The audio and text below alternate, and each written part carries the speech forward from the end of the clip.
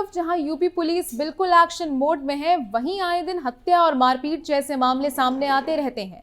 जहां कभी कोई दबंग अपनी दबंगई दिखाता तो कभी कोई अपराधी पुलिस के साथ मुठभेड़ में उतर आता। कभी लाखों की चोरी की खबर सामने आती तो कभी पुलिस के एक्शन से अपराधियों की रूह कांप जाती।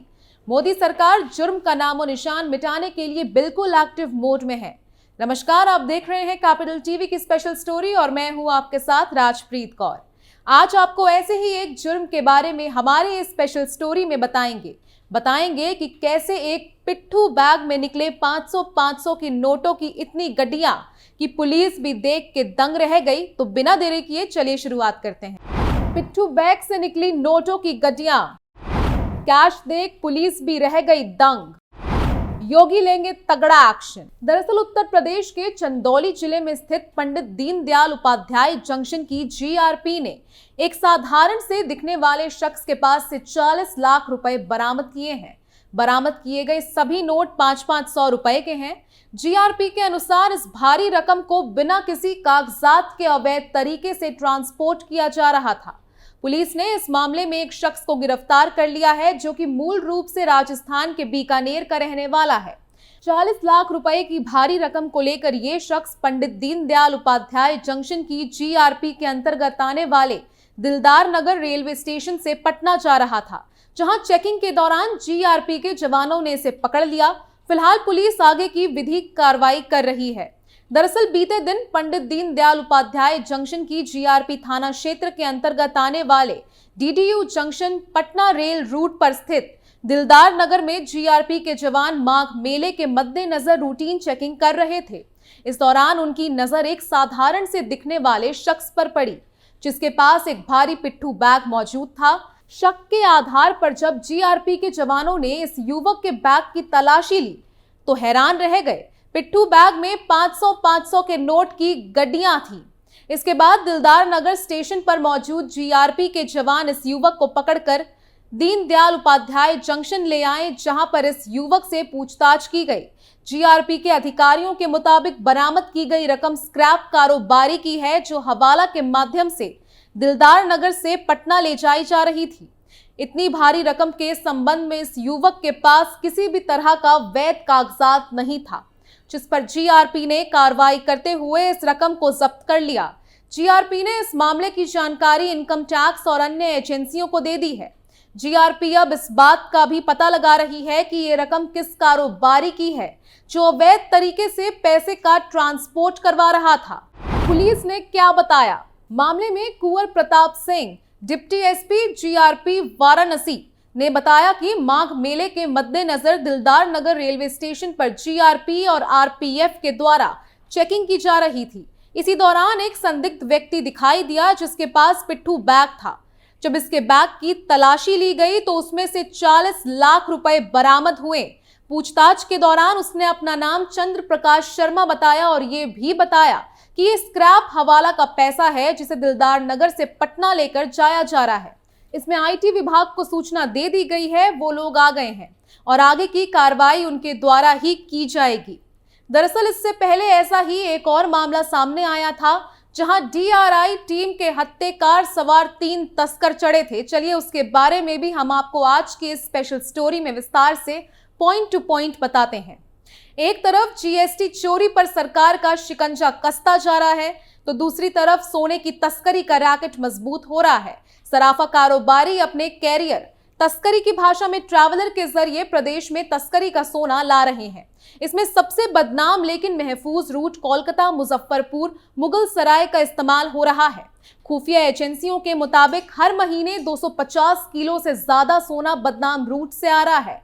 इसके अतिरिक्त करीब 300 किलो सोना अन्य रास्तों से पहुंच रहा है। इस खेल में कई सफेदपोश सराफा कारोबारियों की भूमिका सामने आई है। करीब 76 कारोबारी जांच एजेंसी के रडार पर हैं।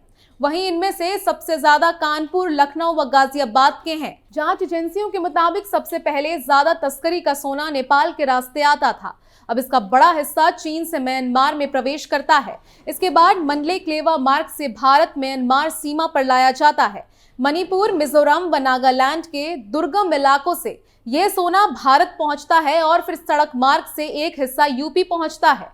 दूसरा स्रोत दुबई है, वहां से मुंबई व गुजरात के रास्ते यूपी पहुंचाया जाता है। तीसरा स्रोत बांग्लादेश है, वहां से कोलकाता के रास्ते तस्करी का सोना आ रहा है। तीसरे रूट को तस्कर सबसे सेफ फेज मानते हैं। इसमें ट्रेन व सड़क दोनों मार्ग का इस्तेमाल होता है। इसी रूट से कारोबारी के ट्रैवलर कानपुर, लखनऊ व गाजियाबाद में 80% सोना खपा रहे हैं। बता दें कि दरअसल मिर्जापुर के चुनार क्षेत्र से एक कार में सवार 3 तस्करों को directorate of revenue intelligence DRI की वाराणसी यूनिट ने 1.975 किलोग्राम सोने के साथ गिरफ्तार किया।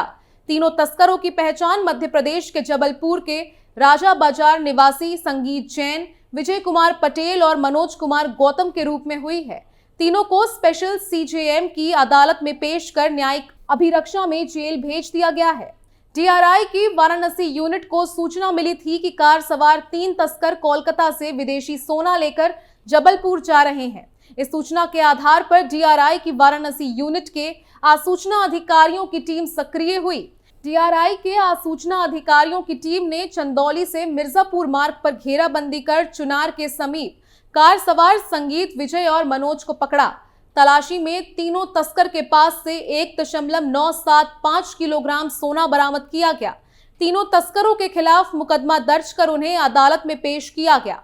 बता दें कि बरामद विदेशी सोने की कीमत 1,15,00,000 रुपए बताई गई है। 7 जनवरी को बरामद हुए थे सोने के 20 बिस्किट। DRI की वाराणसी यूनिट ने बीते 7 जनवरी को चंदौली के PDDU नगर स्टेशन से महाराष्ट्र और तमिलनाडु निवासी 2 तस्कर को गिरफ्तार किया था। दोनों के पास से 3 किलोग्राम 320 ग्राम वजनी सोने के 20 बिस्किट बरामद किए गए थे। दरअसल दोनों तस्कर बहरमपुर एक्सप्रेस ट्रेन से दिल्ली जा रहे थे। वहीं कुछ समय पहले की बात है, दरअसल उज्जैन की नीलगंगा थाना पुलिस ने नकली नोट के मामले में 3 बदमाशों को गिरफ्तार किया था। इसमें 2 लाख से ज्यादा के नकली नोट बरामद किए गए थे। आरोपी का गिरोह उज्जैन ही नहीं बल्कि इंदौर सहित आसपास के जिलों में भी सक्रिय था। सबसे बड़ी बात तो ये है कि 500 रुपए के नकली नोट 200 रुपए में बेचे जा रहे थे। नीलगंगा थाना प्रभारी विवेक कनोडिया ने बताया कि इंदौर के अन्नपूर्णा थाना पुलिस ने उज्जैन के रहने वाले हिमांशु बोरासी को नकली नोट के मामले में गिरफ्तार किया था। हिमांशु उज्जैन के नीलगंगा थाना क्षेत्र का निवासी था। इस बात की सूचना जब पुलिस को मिली तो उसके साथी और सहयोगियों को हिरासत में लेकर पूछताछ की गई। इसी बीच लोकेश वर्मा को भी पकड़ा गया। आरोपियों से मिले 2,500 के नोट। आरोपी लोकेश की निशानदेही पर 2,05,500 के नकली नोट बरामद किए गए। इसमें 2,000 और 500 के नोट शामिल थे। पुलिस ने लोकेश की निशानदेही पर सुरेश और प्रहलाद को भी गिरफ्तार किया था। नकली नोट चलाने पर मिला था 40% कमीशन। दरअसल आरोपी लोकेश ने बताया कि वो 25,000 रुपए से ज्यादा के नकली नोट बाजार में चला चुका था। वो अपने साथियों के साथ मिलकर बाजार में नकली नोट चलाता था। ये घोरक धंधा सभी आरोपी पिछले 1.5 महीने से कर रहे थे। आरोपियों को नकली नोट चलाने के एवज में 40% का कमीशन मिलता था, यानी 500 के नोट पर उन्हें 200 मिलता था। खैर, योगी पुलिस चुन चुन के अपराधियों को उनके किए की सजा दे रही है। कोई भी अपराधी पुलिस और CM योगी की पैनी नजर से बच नहीं सकता। हर एक गुनहगार को योगी के हंटर की मार पड़नी है। खैर, स्पेशल स्टोरी में आज के लिए बस इतना ही। बाकी तमाम खबरों के लिए देखते रहिए कैपिटल TV उत्तर प्रदेश। नमस्कार।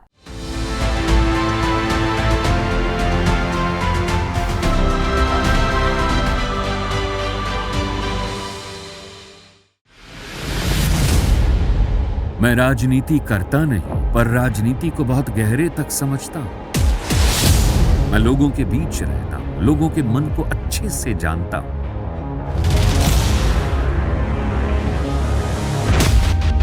पब्लिक और पॉलिटिक्स की हर नब्ज को खूब पहचानता हूं। संघर्ष की सियासत से सत्ता के सिंहासन तक मैं हर खबर से खरा सच निकालता हूं। ना कोई दौड़, ना कोई race. Capital TV Uttar Pradesh.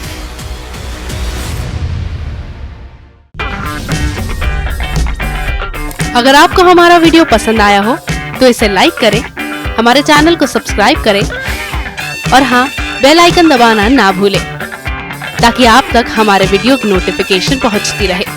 आप अपना सुझाव हमें कमेंट बॉक्स में दे सकते हैं। हमारे साथ जुड़ने के लिए शुक्रिया।